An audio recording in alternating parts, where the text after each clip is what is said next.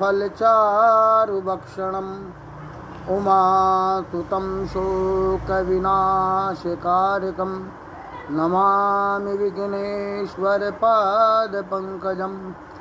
वक्रतुण्डमहाकाय सूर्यकोटिसमप्रभ निर्विघ्नं कुरु मे देव सर्वकार्येषु सर्वदा। सशङ्खचक्रं सकरीटकुण्डलं सपीतवस्त्रं सरसीरुहेक्षणं सहारवक्षस्थलकौस्तुभैत्र्यं नमामि विष्णुं शिरसा चतुर्भुजं। वंशीविभूषितकराननमनीतदावात् पीताम्बरादरुणबिम्बफलादरोष्टात् पूर्णेन्दुसुन्दरमुखादरविन्दनेत्रात् कृष्णात् परं किमपि तत्त्वमहं न जाने। सरस्वती परा देवी वीणा पुस्तकधारिणी हेतहन्ते समासेनां विद्यां बुद्धिं च यच्छतु। गुरुर्ब्रह्मा गुरुर्विष्णु गुरुर्देवो महेश्वर गुरुर्साक्षात् परं ब्रह्म तस्मै श्रीगुरुवे नमः। अखण्डमण्डलाकारं व्याप्तं येन चराचरं तत्पदं तव दर्शेन तस्मै श्रीगुरुवे नमः। श्रीगुरुचरणकमलेभ्यो नमः।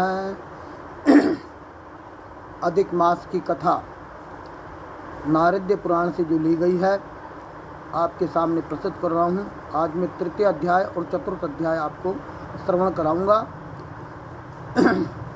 ऋषय ऊचो नारायण नरो सखो यदुवाच शुभं वच नारदाय नारदीय महाभाग तन्नो वद सविस्तरं सूतोवाच नारायण वचो रम्यं सूर्यतां द्विजसप्तमा यदुक्तं नारदाये तत् प्रवक्ष्यामि यथा श्रुतं।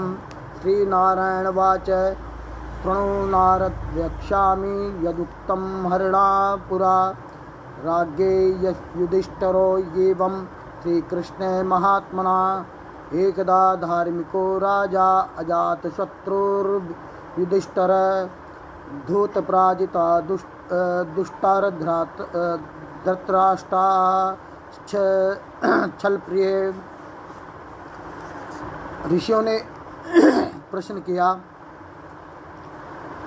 हे महाभाग, भगवान नर के सखा भगवान नारायण ने जो कल्याणकारी बात नारद जी से कही वही आप विस्तार पूर्वक हम लोगों को से कहिए। सूर्य ने कहा कि हे द्विजराजों, भगवान नारायण ने जो कल्याणकारी बात नारद जी से कही थी उसे जैसा मैंने सुन रखा है उसी प्रकार से आप लोगों को बता रहा हूँ। आप लोग सुनिए। श्री नारायण ने कहा कि हे नारद, पूर्व युग में महामना श्री कृष्ण ने जो बातें राजा युधिष्ठिर को बताई थी उन्हीं बातों को मैं कह रहा हूँ। सुनिए। एक समय की बात है, धार्मिक राजा अजातशत्रु युधिष्ठिर धृतराष्ट्र के धोखेबाज और दुराचारी पुत्र दुर्योधन दुशासन आदि से जुए में हार गए। बड़े बड़े महारथियों के सामने ही दुराचारी दुशासन अग्निकुंड में उत्पन्न धर्मपरायण द्रुपद राजकुमारी द्रौपदी को बाल पकड़ करके खींचने लगे। इतना ही नहीं, उनकी साड़ी उतारने लगा। तब भगवान श्री कृष्ण ने द्रौपदी की लाज के रक्षा की। अनंतर इंद्रप्रस्थ के राज्य का परित्याग कर पांडव लोग काम्यक वन में चले गए। वहाँ जंगली फलों को खा करके पांडव लोग अपना समय से बड़े कष्ट में बिताने लगे। हाथियों के शरीर रहते हैं।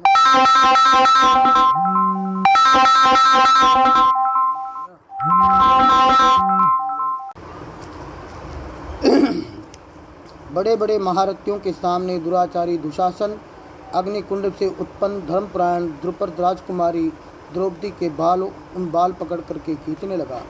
इतना ही नहीं, उसकी साड़ी उतारने लगा। तब भगवान श्री कृष्ण ने द्रौपदी की लाज की रक्षा की। अनंतर इंद्रप्रस्थ के राज्य का परित्याग कर पांडव लोग कामक वन में चले गए, जहाँ जंगली फलों को खा करके पांडव लोग अपना समय बड़े कष्ट से बिताने लगे।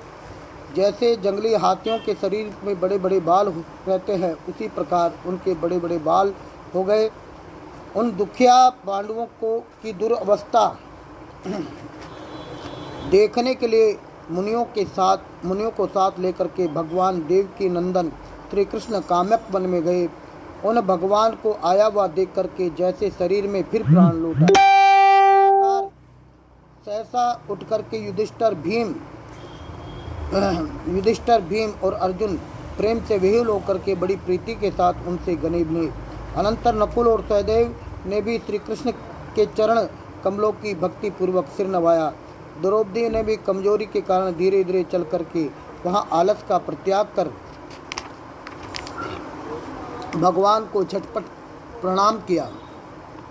भगवान श्री कृष्ण ने देखा कि पांडव लोग बड़े कष्ट में पड़े हुए, रूरू मृग के चमड़े में वस्त्र पहने हुए, अपने सारे शरीर में धूल लगी हुई है, सर्वांग रूखा हो गया है, केश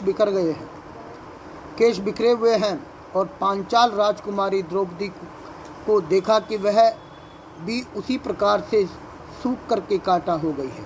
मृगछाला लपेटे हुई धूल धूसरित शरीर है, अब वह रूखे पड़ गए हैं, लटे बिखरे हुए हैं और इस प्रकार कष्ट उठा रही है। पांडवों को इतना विपत्ति का पहाड़ टूटा हुआ है। श्री कृष्ण जी को महान कष्ट हुआ।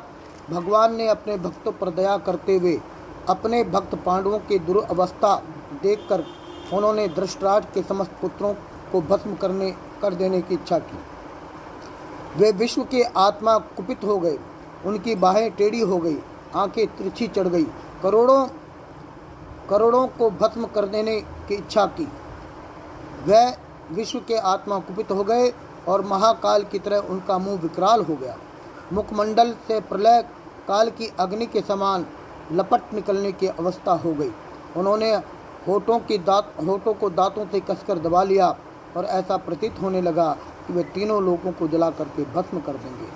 जिस प्रकार सीता जी के वियोग में संतप्त होकर के भगवान श्री रामचंद्र जी को रावण के ऊपर महान क्रोध आया, उसी प्रकार भगवान श्री कृष्ण जी को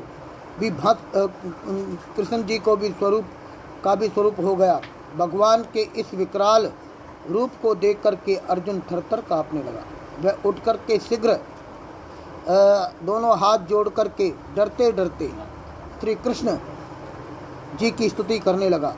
धर्मराज, युधिष्ठिर, भीम, द्रौपदी और अन्य व्यक्तियों ने भी अर्जुन के इस कार्य का अनुमोदन किया। अर्जुन ने कहा कि हे कृष्ण, हे नाथ, हे समस्त विश्वों के नाथ, मैं संसार से बाहर नहीं हूँ। हे प्रभु, आप भी समस्त संसार के एकमात्र रक्षक हैं। क्या मेरी रक्षा न करेंगे? आप मेरी रक्षा करें। उनके दृष्टिपात करने मात्र से ही ब्रह्म का पतन हो जाता है। उनके कोप करने का क्या परिणाम होगा, ये कौन जान सकता है। हे तात, हे जगन्नाथ, हे संगार हर्ता, अपने क्रोध को समाप्त कर डालिए और आप जैसे लीला पुरुषोत्तमों के कुपित होने पर विश्व का प्रलय हो जाता है। आप समस्त तत्वों के ज्ञाता हैं, आप अखिल कारणों के भी कारण हैं। आप ही निखिल वेदों और वेदांगों के बीज में बीज स्वरूप हैं। श्री कृष्ण की षोडश कला परिपूर्ण भगवान है। मैं आपकी वंदना करता हूँ। आप ईश्वर है, वह संपूर्ण चराचर जगत की आपने सृष्टि की है। आप समस्त मंगलों के मांगल्य हैं, बीज स्वरूप है, सनातन है। आप कहें, एक व्यक्ति के आराधन करने पर अपने द्वारा निर्माण किए हुए विश्व का नाश करेंगे। ऐसा कौन होगा जो मच्छरों को भस्म करने के लिए अपने समूचे घर को जला दे। श्री नारायण ने कहा। नारायण कहने लगे, श्री नारायण उवाच इति विज्ञाप श्री कृष्णं फाल्गुन परिविरहा बुद्धा जलितपुट्टो भूत्वा प्रमाणम जनार्दनम। भगवान कहने लगे कि इस प्रकार निवेदन करके शत्रुओं की वीरता को भट्टी में मिलाने वाले अर्जुन ने भगवान जनार्दन को हाथ जोड़ करके प्रणाम किया। सूत जी ने कहा कि इस वाक्य से श्री कृष्ण ने अपने कोप को छोड़ करके तुरंत चंद्रमा की भांति शांत हो गए। भगवान के इस प्रकार शांत हुए देख करके सब पांडव लोगों को चिंता जाती रही। फिर प्रीति के कारण उनके मुख खिल उठे। सब ने प्रेम विह्वल हो उन्हें प्रणाम किया और वन में मिलने वाले कंदमूल और फल आदि से श्री कृष्ण की पूजा की। श्री नारायण ने कहा नारायण कहने लगे, तत्प्रसन्नम श्री कृष्णम तरणम भक्तवत्सलम विज्ञायावनतो भूत्वा बृहत् प्रेम परिप्लुप्त बद्धा जलिर्गुडकेशो नाम पुनः पुनः तम तथा कृतवान प्रश्नम यथा पुंछति ये भगवान।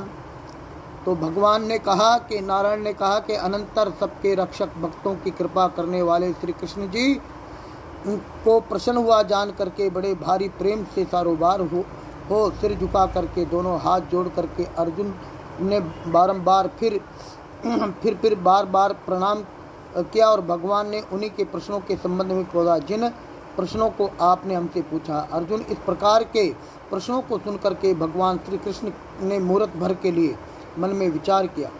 फिर अपने अनन्य मित्र पांडवों और पतिव्रता पंचाली राजपुत्री द्रौपदी को ढंढास बनाया। अनंतर धारावाहिक वक्तता देने वाले अग्रणी श्री कृष्ण जी पांडवों के कल्याणकारी वाक्य बोले। श्री कृष्ण बोले कि हे महाराज, हे सौभाग्यशाली, हे शत्रुओं के लिए भयंकर, अब मेरा उत्तर सुनिए। आपने ऐसा अपूर्व प्रश्न किया जिसका उत्तर देने में मैं समर्थ नहीं हो पा रहा। यद्यपि इस प्रश्न का उत्तर गूढ़ से गूढ़ है तथा महर्षियों के लिए अगम्य है, तो भी हे अर्जुन मैं तुमसे बतलाऊंगा, क्योंकि एक तो आप हमारे मित्र हैं, दूसरे साथ ही मेरे भक्त भी हैं। हे सुंदर व्रतधारी, उसका उत्तर बड़ा पेचीदा है। अतः क्रमशः सुनिए। चैत्र आदि जो 12 महीने हैं, शुक्ल और कृष्ण पक्ष था शुक्ल और कृष्ण पक्ष लव 60 रेणु घड़ी 60 पल या 24 मिनट, याम 3 घंटे का समय, त्रियाम 3 प्रहर की रात्रि, 6 ऋतुओं शिशिर वसंत ग्रीष्म वर्षा शरद हेमंत मुहूर्त, 12 क्षण का या 48 मिनट का ययन द्वय उत्तरायण और दक्षिणायन, ये सारी काल गणना के बारे में बताया उन्होंने। आयन वर्ष संवत और सौर चंद्र सावन और बृहस्पत्य युग, सतयुग, त्रेता, द्वापर और कलयुग। इस प्रकार प्रारब्ध से लेकर के जितने भी युग है। अयन द्वे कतिरुद्र दक्षिणाक्रस्य वत्सर, अमरकोश अंग्रेजी के समर साल्टिस एंड विंटर साल्टिस। सतयुग 17,28,000 वर्षों का है, त्रेता 12,96,000 वर्षों का है, द्वापर 8,24,000 वर्षों का है, कलयुग 4,32,000 वर्षों का है। यह सब योग 43,20,000 वर्षों का एक महायुग होता है। इस प्रकार प्रारब्ध से लेकर के जितने कालवाचक हैं, एक संख्या से लेकर के शंख महाशंख तक, समस्त विश्व की नदियाँ, सप्त सागर, क्षीर सागर, लवण सागर, दधी सागर, घृत सागर, सुरा सागर, इक्षु सागर, स्वाद सागर, हृदय जैसे अगाध जल वाले कुंड, कालियादह आदि प्रसिद्ध कूप और सारे जगत के कुएं, वापी, बावलियों, पल्लव, गढ़ी, तलैया, निर्झर झरने, नागबली, वियोग आदि सताए, लताएं, औषधियाँ, विभिन्न प्रकार के वृक्ष, तक्स्वार, बांस, भिन्न भिन्न जातियाँ, पीपल, बरगद, नीम, गूलर, परिजात आदि के पेड़, वनस्पति, बिना फूल लगे उगने वाले वन के पेड़, नगर, गांव, गोवर्धन, द्रोण आदि विभिन्न गिरि समूह, पुण्य पतन, ऋषि पतन आदि पुरिया, ये सभी मूर्तिमान और अपने विशिष्ट गुणों के कारण पूजे जाते हैं। उनमें कोई ऐसा नहीं है जो अपूर्व हो अथवा अपने अधिष्ठात देवों से वर्जित हो। वे अपने अपने अधिकार क्षेत्र के अंतर्गत पूजे जाते हैं, जाने पर सदा फल प्रदान करते हैं। अपने अपने अधिष्ठात देवताओं के संपर्क की महत्ता के कारण वे सभी सौभाग्यशाली हैं। हे पांडु तनय, प्राचीन काल की बात है, एक समय की बात है, अधिमास की उत्पत्ति हुई।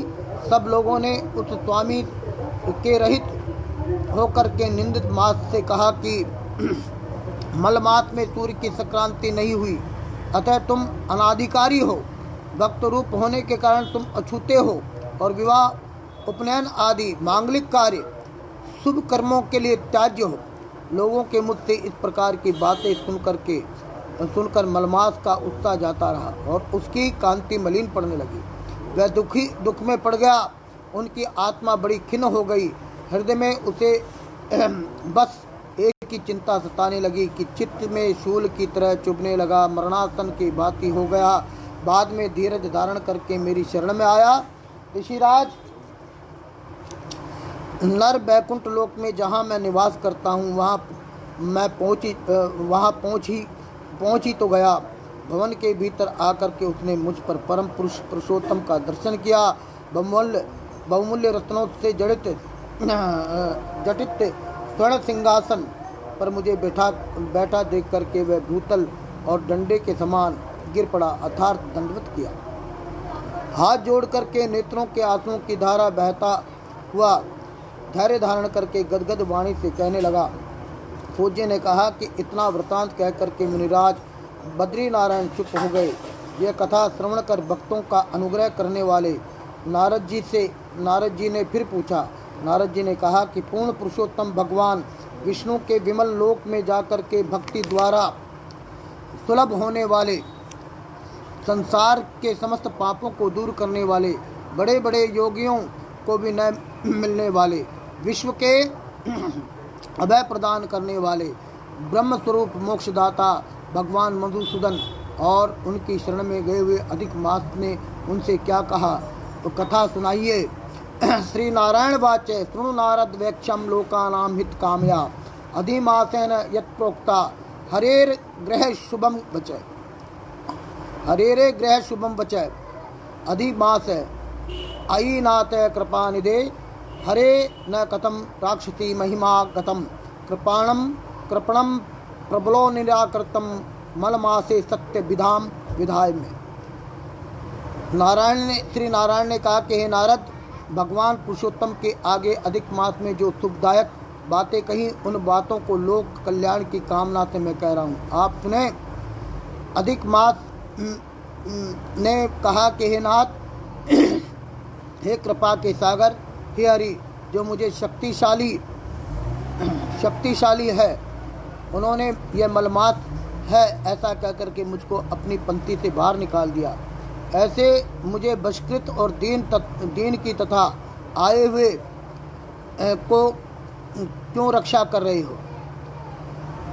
अपने अधिपतियों वाले महना तथा शुभ कामों में वर्जित, अधीश्वर रहित और मलिन मुझको देखते हुए आपकी दयालुता कहाँ चली गई? और आज आपने ऐसी कठोरता कैसे अपना ली? दुराचारी कंस रूपी अग्नि से जैसे अपने वसुदेव की पटरानी देव की सुरक्षा की, वैसे ही दिनों पर दया करने वाले, बताइए आप शरण में आए हुए कि मेरी रक्षा क्यों नहीं कर रहे? प्राचीन काल में महाराजा द्रुपद की कुमारी द्रौपदी की दुराचारी दुशासन के दुख जैसे आपने रक्षा की, दुख से आपने उनकी रक्षा की, वैसे ही है दीन वत्सल, बताइए आज शरण में आए हुए मेरी रक्षा क्यों नहीं कर रहे हैं? यमुना के कालिया दह में नागराज के विष से जैसे अपने गोपाल गौओं की सुरक्षा की, वैसे ही दीनदयाल, बताइए आज शरण में आए हुए मेरी रक्षा क्यों नहीं कर रहे हैं? ब्रज के पशुपालक और उनकी नारियों की जैसे आपने सरपत के वन में आग लगने पर उस समय उनकी सुरक्षा की, वैसे ही दीनानाथ आज शरण में आए हुए मेरी रक्षा क्यों नहीं कर रहे? इस प्रकार से मलमास जो है अधिक मास भगवान से प्रार्थना कर रहा है। मगधराज जरासंध के बंदी गृह में पड़े हुए भारतीय नरेशों को जैसे बंधन से मुक्ति दिलाई, वैसे ही दीन बंधु आज शरण में आए हुए मेरी सुरक्षा क्यों नहीं कर रहे हैं? आपने ग्राहक के मुख में गए हुए गजराज को जैसे झटपट बाहर उबार लिया, वैसे ही दिनों की सुधि लेने वाले आज शरण में आए हुए मेरा उद्धार क्यों नहीं कर रहे हैं? श्री नारायण ने कहा कि इस प्रकार भगवान से निवेदन कर अधिपति रहित मलमास विश्वेश्वर के सामने खड़ा आंसू बहाता हुआ चुप हो गया। तब उनकी ऐसी स्थिति को देख करके भगवान श्री हरि शीघ्र ही दयाद्र हो गए, दया और करुणामय हो गए और उनके सम्मुख खड़े हुए मुंह लटकाए हुए मलमास से इस प्रकार बोले,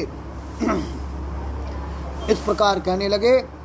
श्री हरिर्वाच वत्स वत्स किमन्यन्त दुःखमग्नो असि साम्प्रतम् एतादृशं महादुःखं कीते मनसि वर्तते त्वामहं दुःखमं मग्नं मुद्धीरिष्यामि वासु च न मे शरणामासन पुण्यसुचुत्र महिरति इहा आगत्य महादुखी पतितो अपि न शोचति किमर्थ त्वहि महागत्य शोकमग्नं मानस।